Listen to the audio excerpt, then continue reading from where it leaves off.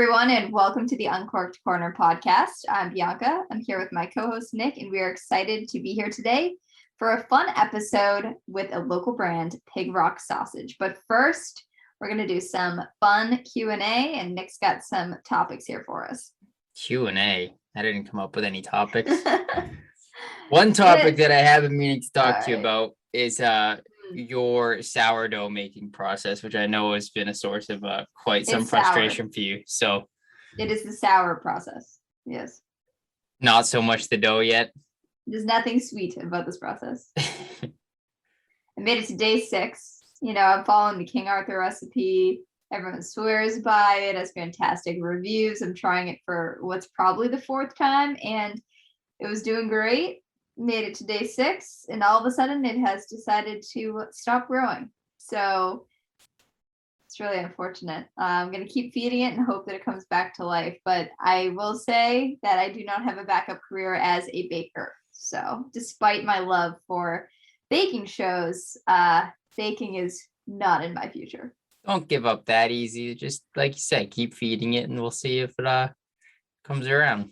It'll bubble up. I will say it does smell pretty tangy. Tangy, yeah. It's tangy's not bad. There was one time where this past summer I tried to do a sourdough, and we ended up being out of the apartment for about a week longer than I expected to be. So it was a couple weeks without it being fed or changed or anything like that. And I came back, and I tell you, I don't think I've ever had anything smell as bad than trying to scrape old sticky sourdough out of a mason jar that's just turned bad. I'm gonna throw up just thinking about it right now. This is bad. Yeah, it's not something I want to relive. So I think it's a living organism, you know, it's alive, and then you just killed it and it died on your counter. Rot in my fridge, actually. That which, if it was on the counter, oh boy, at least the fridge slowed that down a little bit. So no, ours smells like cheese. Like it says like cheese. It's not like you smell and you're like, this is like, what is this? It's not like gross, but it smells like I left cheese on the counter. Yeah, it's a whole thing. Mine smells like I left cheese inside of a boot on the porch on a hot summer day. And then decided I just wasn't going to change it. Got some rain and filled up with water, and then just sat there for a few months, and you went back to go empty it out. That's about what mine smelled like. Sounds like it might have been user error. Well, like I said, I abandoned it. I neglected my sourdough child. And this is why you can't abandon your kids. Yeah. What a PSA from the Uncorked Corner podcast. Don't abandon your children. We're full of wisdom. Yep. Oh, but yeah, I haven't been doing too much crazy cooking recently.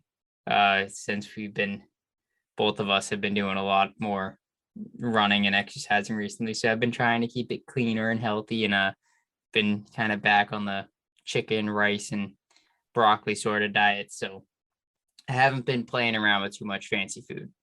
But Alex and I did decide to have a little cheat meal last Saturday, and we decided to have a little junk food fiesta. So I made a couple pit stops at both McDonald's and Taco Bell, which are right next to each other. I knew you were going to go to Taco Bell. And they have a nice fancy new menu item that I had to talk about today. And I'm going to give my official fast food review of a couple items here on our new scale that I'm inventing right now. We're basing everything off quarks. It's going to be 10 quarks is the max. That's the best it can get. Now, keep in mind, this quark scale for here, this is based on a fast food. This is 10 being the best fast food's going to get. This isn't, Michelin star 5-star restaurant, whatever. This is 10 is the top level on this fast food scale here. So we're obviously ranking something up there because you're explaining this very thoroughly. Nothing that I ate is going to get a 10. For Taco Bell, I would expect nothing less. Well, you got to think it's also just that's a Taco Bell 10, which is the best cheesy gordita crunch I would ever have would be the Taco Bell 10. Granted, it's not always going to be a 10. Depends on who's making it. Sometimes there's a slacker in the kitchen and it doesn't come out as good. But the best one that you've ever had, the cheesy gordita crunch, is going to be, there's your number 10. Maybe a 9. I got to leave 10 open because nothing is, there's might always be something better on the horizon. And then the scale would all be thrown off. So you got to leave that wiggle room. But yeah, so the two items that I tried for the very first time is, one is a recurring favorite for people, is the McRib. I tried my first McRib ever this year. And that was okay. I'm not good. It didn't knock my socks off. I'd say on the cork scale for fast food items, that's probably like a 5. Not that good. But also not terrible. It was edible. Meat was fine. The sauce was good on it. The barbecue sauce had a nice smoky flavor. Because it's not actually smoked, obviously. And at McDonald's, I don't think they're taking the time to really smoke your McRib. And the processed meat with the little fake rib imprints is, I don't know why they still do that and not just make it a regular patty, but they do it. It's all for the look. Interestingly enough, it had onions and pickles on it, which with the rib sandwich would not be my go-tos, I don't think. The onion was good, but the pickle was a little weird with it. Kind of a weird tanginess that shouldn't have been on that sandwich. And the bun was dry and a little bit too, like, there wasn't flour on it, but there was like a powder on it that was a little odd. So yeah, I don't know. 5 corks for the McRib. Very forgettable, but not terrible. Now, the other item definitely is going to rank higher on our cork scale. This is the new double steak grilled cheese burrito from Taco Bell, which they messed up on, by the way, because I ordered the spicy version, which was supposed to have jalapenos in the cheese, and they didn't give me that one. So I just tried the regular one. But this is a burrito, and mind you, it's about 2 to 3 times more expensive than any other Taco Bell menu item I've ever had. It's like $5 and change. I was gonna say, what is that, like $8? 5. But what I will say is this was a damn near full-size burrito. For someone with a smaller stomach than I, this could have been a full meal by itself. But I paired it up with half a McRib, double quarter pounder, some fries, that, and a Cinnabon Delight, also from Taco Bell. Did you have massive heartburn? No. Amazing. No, my body processes fast food really well. In fact, fun fact, I was not feeling well. I felt like I was going to throw up when we were going through those drive-thrus. I hadn't eaten enough or something during the day. And then we got the McDonald's and all I could do is smell the fries. And I was trying to eat a couple, but I was not feeling good. And I got home, and once I ate this fast food, I felt like $1,000,000. It was a miraculous recovery. So quite the opposite. Well, a lot of people would eat that and feel like crap. I ate that, felt great, and then the next day I ran 10 miles.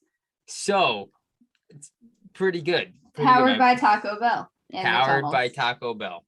I'm gonna have to insert a little bell sound for the Taco Bell here, and McDonald's. But yeah, so anyway, this burrito has rice in it. It had steak, but not just like ground beef. It was real small little chopped up pieces of steak. Not the best quality steak. So they say. Yep, but hey, it was steak, all right. There was there was cheese in it, obviously. I think there was sour cream in it. There was a chipotle, like some kind of chipotle sauce in there. And there was also the little crispy Frito, like tortilla chip, like strips. Those were in there as well to add a little bit of crunch. And then they take it and they put a mound of cheese on the top. Probably cover it up on the grill out there so it gets nice and toasted on the bottom. And the top gets a nice big thick layer of melted cheese on it. And then it sounds like it would be hard to eat. It was greasy. It was definitely greasy. but manageable. Manageable. This is the second time. They had a grilled cheese burrito before, and we had tried it in the past. This is probably about a year ago, but maybe not even quite that long ago, more recent. But that one was super, super greasy. It seems like they tooled around with their recipe a little bit and made this one slightly less greasy. So bonus points for them there. And then the fire sauce, which is the best choice of any sauce that the Taco Bell offers, flavor wise and heat wise. I know the Diablo is technically hotter, but the fire is the best. So that's the one that I go with. But yeah, that on it, it was good. That one is getting 7 corks out of 10. Now, again, Taco Bell, it's great. It's good. But this item itself, it wasn't as good. Normally, when I would go there, I would get a couple cheesy gordita crunches and perhaps like a beefy 5-layer burrito or something along those lines. Just a third they could throw in there so that you have a nice, well-rounded Taco Bell fiesta meal with the Baja Blast on the side, of course. But this one, being a meal, sort of a meal by itself, it didn't taste quite as good as the cheesy gordita crunch. So I think I would rather get a couple of those than one of these burritos at that price. So that's getting it's losing a couple corks for that. But yeah. So there's our new fast food scale and my experience with Taco Bell. But I had fast food for the first time in like a year last weekend. What'd you have? I had Wendy's. Wendy's is good. Wendy's is the only fast food that I eat. Though I will say, Wendy's fries are very disappointing. Yeah. McDonald's fries are way better than Wendy's fries. If I could go to McDonald's and get fries and then go to Wendy's and get a sandwich, I'd be set. That's all I need. You can do that, Yeah, I can do that, but I have to wait in 2 drive-through lines. I just did it 1 week ago. That we just went over the story. But yeah, I think Burger King has pretty good fries too. I'm totally not a fast food snob. I'll eat any of the fast foods. In fact, there's a lot of fast food that I'll eat over a mediocre restaurant any day. That is fair. They just opened up same amount of calories, same amount of stuff in it, Yeah, they just opened up a Chick-fil-A in my town up here. And still can't really get on board with Chick-fil-A. So the lines are so crazy there. It's nuts. You should have seen it. The opening weekend, they put it up in the same parking lot as a Market Basket. And this is like one of these big new fancy Market Baskets. It's huge. And the line wrapped all the way out around the Chick-fil-A building. And mind you, the Chick-fil-A drive-thrus, they know they get a lot of people, so they have 2 lanes. So there's 2 full lanes wrapped all the way up the parking lot, over, down, back over again, and then all the way straight back to the back of the building. There was probably, if I had to guess, there had to be close to, if not over 100 cars in that drive-thru. It was insane.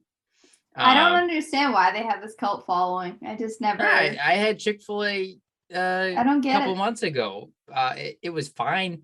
It's fine, but it's not fine. Like it's not. I would rather go to Wendy's. I'm not waiting much for Chick-fil-A. more than 10 minutes in the drive-thru.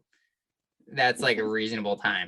Like that 10 minutes is to somewhere between 10 and 15 is probably what I waited for Taco Bell. It's all the cow, But damn cow gets everyone in. Eat more chicken.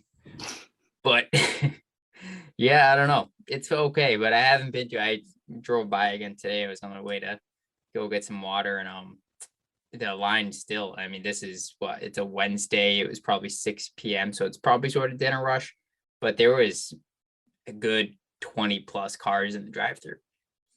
And just in the middle of the week, not on the opening weekend. So I don't know, it's still holding out busyness. So once that goes down, maybe I'll stop by, but before that, it's not going to happen. But speaking of bad quality, fake fast food meat, this is a little intro before we lead into our episode with Art from Pig Rock Sausages, who makes some high quality, delicious sausages. Definitely not fast food sausages. No. Very good.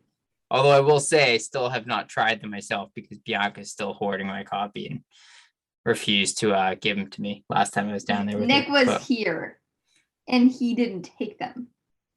They're in the freezer, all packaged up, waiting for you.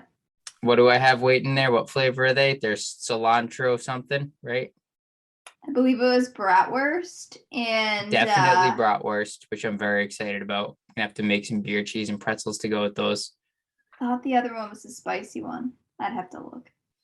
They were delicious sausages, so you will like them. I'm sure you will. They're very good. I made them a bunch of different ways. You'll enjoy them. By the time you're listening to this, I will have eaten my sausages likely and enjoyed them. Yes. So with that said, let's take us into this episode.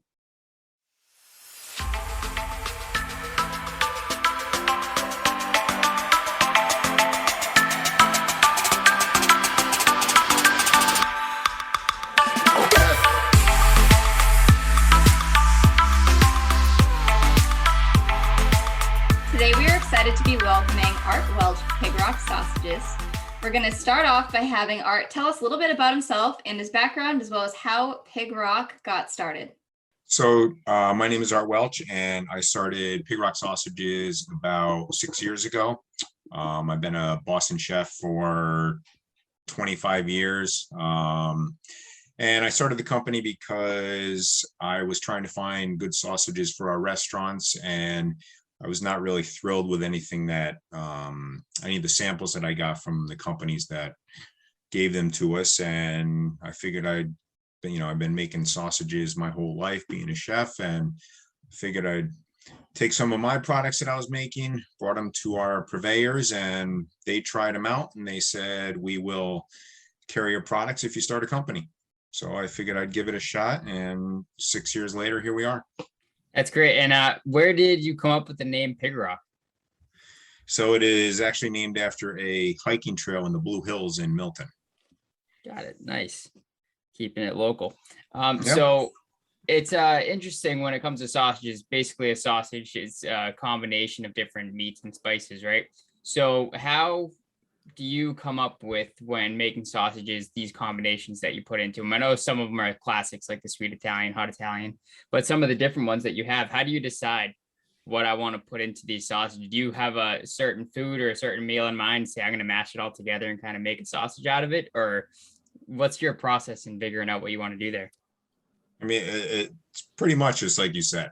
it's take, for instance, my Chipotle chicken sausage. So I think it makes a great taco dish. And it's kind of like when you make tacos, I would season the chicken, and then you have fresh lime juice, you have cilantro, you have, Chipotles.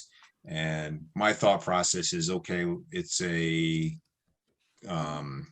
bunch of different ingredients in the taco. Well, why not turn that into a sausage and give it the same, flavors, the same characteristics. And I've done that with a bunch of different things, whether it's, some of my sausage, I'll just work off the classics like the sweet and hot Italian, the Mexican style chorizo, but things like the turkey cranberry, that's kind of like my Thanksgiving dinner in a sausage. Yep. So it's kind of like a blend of all the different flavors that you would have for Thanksgiving dinner. So you have a lot going on with, being a chef and having this awesome background and now having these sausages. How do you find that your chef background now, or are you still actively working in restaurants, or are you mostly now working with the company, and how is that kind of together? So now I do Pig Rock 100%. So up until February of 2020, I was in the restaurants, and then I started Pig Rock full time at that point. Awesome. And when it comes, oh, good. Oh, sorry. I think one thing I have that other companies like my attitude towards sausage is the same as my attitude towards, a plated dinner. I've always felt as a chef, as long as you use really high quality ingredients, your food's going to be good. So if you start with the best ingredients, you can turn that into a fantastic dish. And it's the same thing with sausage. Like I know sausage sometimes gets a bad rap for, you don't know what's in it, and it's just like a bunch of stuff that people throw together and grind up. And my mentality was always, still even find the best ingredients to put in your products, and they're going to be great. I don't think I've ever met anyone that doesn't like sausage either. So can't go wrong with that. Everyone, I don't know what's in it, but hey, it works, right? Now when you're making these sausages and coming up with different combinations, I want to know, what is a combination that you came up with that's different, that you didn't really know if it would quite work, and you're just kind of putting stuff together, but it surprised you? And I want to know what the weirdest combination you came up with that didn't work, that you're like, oh, let me try this, and absolutely did not taste the way that you thought it might have. Have you come up with anything like that? So I actually have a couple. There's I've actually made a corned beef and cabbage sausage. So it was raw corned beef with cabbage, carrots, Swiss cheese, and it was pretty good. It sounds good. I've done it as a seasonal thing. I would say one of the ones that I am still working on that was kind of not a total miss. It did get some good feedback, was a steak and cheese sausage. And the reason I haven't released it yet is just getting the texture. It's just a strange texture. It's kind of, because it's beef and not pork, it's a little mushy, and it's not where I want it to be yet. Yep. That's another combo though. That'll work once you get it right and nail that texture down. The flavors are there. That'd be a great sausage. It tastes delicious, but when you eat it, it's just, nobody wants to eat a mushy sausage. So yeah, it's not where it needs to be yet. And that corned beef sausage sounds like a St. Patty's Day mix-up. Oh, 100%. I wish I and had that's that. when I'll do it. So I'll do it as a special for just St. Patrick's Day. So for sausages that you always have available right now, where can people find them in stores or get them straight from you? And what flavors are out there that you guys always have in the lineup available? So we actually offer almost every single one of our flavors all the time. So we have currently in our retail stores, we have 17 different flavors. Not that every store carries every flavor, but you can order directly from our website as well. And then I'm sorry, what was the other part of the question? What are some of the flavors that you have in that lineup that people can get? We have bratwurst, which is great this time of year with Oktoberfest and football. We do a Texas hot link, which is, if you like spicy food, this is it for you. I mean, there's lots of cayenne and jalapeno peppers, lots of different spices. We actually make it with a local beer, a Sam Adams Boston Lager we put in the sausage. So it's a pretty tasty one. Very, very spicy. We do chicken maple, which is a nice breakfast sausage. The turkey cranberry, obviously. Chipotle lime and chicken sweet Italian, chicken hot Italian. What else? Our chorizo, a breakfast sausage. So there's a lot out there. And we have a couple of flavors here. I haven't given to Nick to try yet, but I've already eaten all of mine. So it shows how good they are. I don't like all sausages, depending, like you said, on textures and if they make it right, but yours were delicious. I actually removed the outside casing on the chicken sausages and ate it ground, and it was really, really good. And then I ate the other sweet Italians whole, and they were also delicious. So I'm excited for Nick to try them. He's all about the bratwurst, and he's looking for something interesting to do with it. But from a personal standpoint, they were really, really good. I loved the flavor. I think you do a perfect job of mixing flavors well. And Thank you. That's no surprise now that I know that you're a chef. So it's exciting to know you guys and to have tried it. And I look forward to trying the other flavors, especially those kind of more funky seasonal ones. They sound really interesting. What is something that you've tried to make sausage with too? Another one of these weird hypothetical sausage questions that isn't a traditional meat, like a pork or chicken that you typically find in sausage. What's the weirdest thing you've used to try to make into sausage before? I mean, I make a lamb one. It's called a merguez, which is a North African sausage. So that's just the ground lamb. And then I've actually made a vegetarian sausage before, which was I don't sell it on the market, but I used to make it in the restaurants, and it was a sweet Italian vegetarian sausage, and I used all the different kinds of, like nutritional yeast and chickpea flour, and there's like 6 or 7 different grains that go into it. And then you steam it instead of, you wouldn't grill it, you would just steam it to use that for the cooking process. So what are some of your favorite things that you've done so far? I know you guys have a bunch of different flavors. Are there specific dishes that are your favorites to make? And you also have a truck, if I'm not mistaken. So why don't you tell us a little bit about that? I used to have one. So I used to have a food trailer where we did all different kinds of menu items, like kind of using sausages. Everybody thinks a sausage is like sausage in a sub, in a sub roll with peppers and onions, and I would try and repurpose it. So I was telling you, like the tacos. So I would do my chipotle lime chicken tacos with pickled onions, cotija cheese, cilantro, and fresh lime. That was delicious. Or one of our best sellers was our chorizo burger, where we would take our chorizo sausage meat and make patties out of it and cook it like a burger and top it with caramelized onions, pepper jack cheese, and guacamole. That sounds unbelievable. That That does sounds sound really Oh, it's good. awesome. I might have to try making that one. And that's, I make a chicken and spinach sausage that I'll actually use to make meatballs out of. So I really try to repurpose like our products and do different things with them, but still make, still make them using my sausages. And you touched on the classic sausage sub roll being sort of, the thing everyone thinks of. Are there any other classic dishes or any dishes in general that you love to put your sausages into and cook up all the time? I love them in omelets. I think they're fantastic, especially like the chorizo. It's great with eggs. What else? I like using the sweet Italian for pasta sauce. You cook it up with, what do they call it, gravy around here in these parts. Makes a great dish with whether it's penne pasta or spaghetti.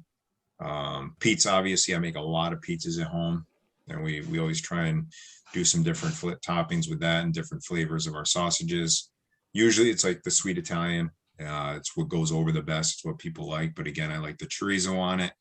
And once in a while, you can sneak in that Texas hot link and, surprise people.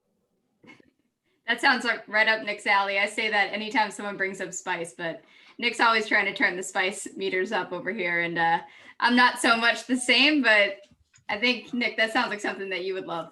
Oh, yeah, definitely. And I'm with you on mixing it with the eggs, making anything, breakfast burritos. I love doing that anytime I have sausage or anything. I always have eggs and some of the golden potatoes laying around. And if I have any burrito tortillas, that's my go-to breakfast in the morning. Cook up a breakfast burrito with either steak or sausage or whatever kind of meat I have laying around. But that's one of my go-tos for cooking up my sausage. And the chorizo is what I'll normally be able to find around here in the supermarket. But if I can find those Texas hots, get my hands on some of those, I'm definitely going to try putting those in a burrito. Yeah. Yeah, we have on our website, we list all of our retail locations that sell our products. And we really try and work with the companies that have supported us and do whatever we can to help them out as well. And are those typically the retail locations? Are those all around you in Massachusetts? Yeah, we're in Massachusetts, Rhode Island, New Hampshire, Maine, New York.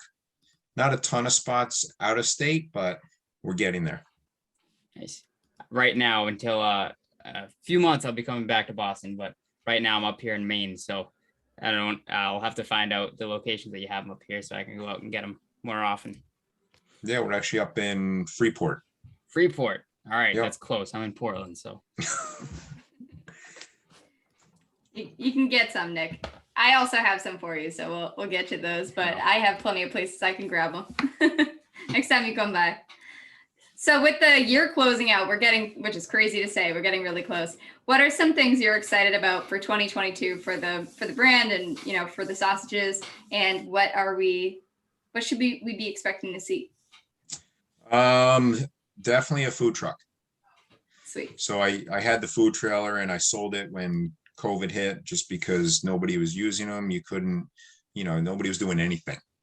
And I had a company that, it was actually a golf course that had a fire and burned down their clubhouse. So they were looking for a way to service their guests, and they were looking for a quick fix. So, I ended up selling it to them.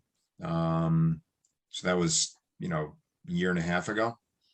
So now I'm really looking at 2020 as an opportunity to, get back into it. Yep. And we did, last week in September, we did a Oktoberfest at Trillium Brewery down in Canton. And they own a food trailer, and we did bratwurst out of that, and it was great. Went over really well. That's a great combo, the bratwurst and beer. That was the first thing that I thought, well, you mentioned earlier when I heard that we had some bratwurst that you guys gave us. I'm like, all right, bratwurst, perfect football season. Oh yeah. Some pretzels. I don't know. It's gonna be a nice Sunday once I get my hands on those. Did you watch the Tom Brady versus the Patriots game last night? I did. Big football fan. Yeah, that was an interesting turnout. I wish I had him for that. That would have helped that game go down a little bit better at the end there. But yeah, that was a tough one. Are you originally from the Boston area? I'm from upstate New York. Okay, so are you a Pats fan? Is a better question. I am a Pats fan. Oh, okay. I feel like Nick should have clarified that first. I just assumed I like all point. Boston teams except the Red Sox, because I grew up a diehard Yankee fan, so I can never be a Sox fan. Yeah, that's fair. That's a tough team to switch to. Yeah, one or the other. Yeah. So, what do you like about working in the Boston area the best? What I like about it. I mean, I love the city. I love it because it's not overwhelming. It's not too big. Like growing up in New York, I used to go to New York City a little bit here and there, and I never wanted to live in New York City. I just felt like it was such a big city, and I visited Boston a couple times, and it had a nice feel to it. It's just, I don't know. I think it's a fun spot. There's a lot going on. Just some really good people out here, and it's close to, like I live in Milton, so it's close to hiking and all the outdoor stuff that I like to do. We kayak, so it's nice for that as well. Do you find the food that you serve up here, are people's tastes any different than what you would have had in, let's say, New York, for example? Well, when I moved out here, the restaurant scene was pretty lacking where I grew up, and that's why I moved out here. It was, it was blue collar town, and it's more about value than, people were more concerned about just getting filled up than going out and experiencing a good meal. And being a chef, I just didn't feel like there was the exposure that I wanted to get to that side of the cuisine. So that's why I moved out here. So people are definitely more inclined to try something different out in the city than where I grew up. Yep. Oh yeah. I feel like Boston's getting a little bit more and more adventurous in recent years. I think there are so many cool different types of restaurants that have popped up, and especially in cities like Cambridge and Somerville, you see a lot of different like artistic kind of takes on things. So it's been fun to even see, I think, people in general's preferences changing, and I think people are a little bit more adventurous. I would say so. And I think it also helps with the pop-ups. The pop-up concept is great because you don't have to commit to one style of cuisine. So you can try something. If it doesn't work, you try something else. And, it's great. Now, well, we really, oh, sorry, Nick, go ahead. One more question about the food truck too. So with the food trailer, do you find that, do you travel around with that and take to different locations, or is it more of a stationary thing like that sort of pop-up style? So I know I've seen more of those recently where there'll be specific, food truck lots where it'll be a group of different trucks or a group of different trailers that people bring around and have a variety of foods there. People can go and it's picnic style and you go get whatever you want. So is your food truck style more of that, or traveling around to different locations and taking it to different events? Well, when I bought it, it was to service a specific brewery. So I left it on site, and I didn't really move it around too much here and there. I did some special events, and it was tough because the trailer is a lot bigger than just a food truck, because you're pulling this thing through the city and it's hard to maneuver. So that's why now I would be looking at a food truck so I can move it around more frequently. And really what I want to do is really focus on working with the breweries, because I think it's just such a good combination. If you can give them something creative, I think there's a ton of opportunity there. And a lot of them don't have their own kitchens right in there. So people that go there are always looking for food. So I know whenever I visit a brewery, it's typically food trucks that are servicing them, and I always frequent them. So it works. Yeah. And a lot of the breweries don't want to deal with the food. So they're happy to have the food trucks there. Serve it and take it away. Yeah. Yep. I think Nick and I too, we've talked to a lot of brewers. I think this is probably one of our primary segments. And I think when it comes to beer, craft brewers are also just getting so creative with what they put out. So I could see having, a food truck that has different flavors, and where you have so many cool sausages, and the way that you have talked about incorporating them into burgers and into different types of bites that maybe somebody wouldn't expect could pair really well with these cool beers that you see coming out at a lot of these brewers. Oh, 100%. And it's like my mission when I started this was to try and get people, like I said, just, to utilize sausage in another way. There's so many things that you can do with it. And if you learn these things, like on my website, I have a couple recipes posted, like actually for the chorizo burger, the meatballs, like some of the different things that I thought have gone over really well, I've posted on my website, and I'm hoping people try them. And eventually I want to roll out into like coming out with different sausage burger patties and things like that. But we're excited to see all that when it does come out. I will try some of those recipes for sure. I've been cooking a lot, and I think Nick too, if they have some good ones on there. I think Nick, you sounds like you'll try that burger. So I'm trying that chorizo burger. Yeah, 100%. Oh, you have to. It's fantastic. Yep. But we will link everything in the show notes. So we will link to your website, to your social media, as well as to those recipes, so that everybody who's listening can go get themselves some pig rock and try the recipes themselves. But before we wrap, we'd like to thank you and have you share where everyone can find you online and on social media. Again, we'll put the links in the show notes, but we'll hear it from you first, and then we'll wrap up. Sure. Well, thanks for having me. I appreciate it. And you can find Pig Rock Sausages at pigrocksausages.com. All right. Thanks again. I can't wait to try out some of those recipes and try your sausages myself. Thank you again. Cheers. Cheers. Yeah. Let me know what you think. Looking for the feedback. All right. Have a good night. Thanks, guys. Be sure to follow us on social at Uncorked Corner and on the blog at uncorkedcorner.com for a taste of more food and beverage content. And if you enjoyed the show, don't forget to leave a comment, subscribe, rate, and review on whatever podcast platform you prefer. Thanks for listening.